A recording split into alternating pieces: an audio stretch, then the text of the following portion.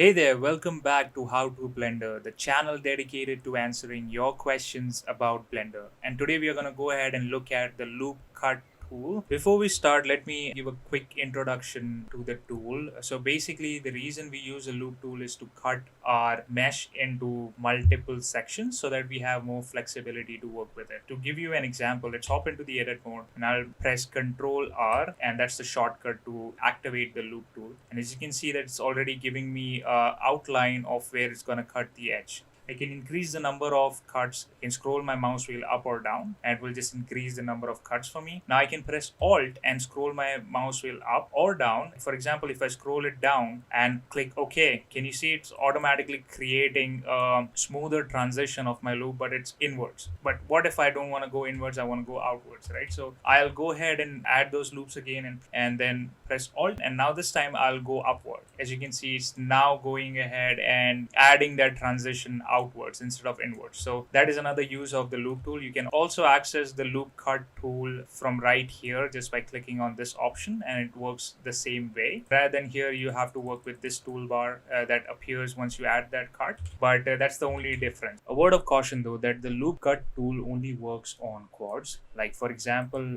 for a loop cut tool to work, you need to have 4 different edges. If it's a triangle or any other shape, it's not going to work. Like if I go ahead and add a loop cut here, can you see that it added a loop cut for anything that had 4 corners, but over here where there are 2 triangles, it just stopped here, right? So that is one thing that you really need to be aware of while working with the loop cuts. But yeah, that's about it for the loop tool. Please feel free to explore it, and I really hope it helped you guys and you liked it. So don't forget to like, share, subscribe, and I'll see you guys in the next video.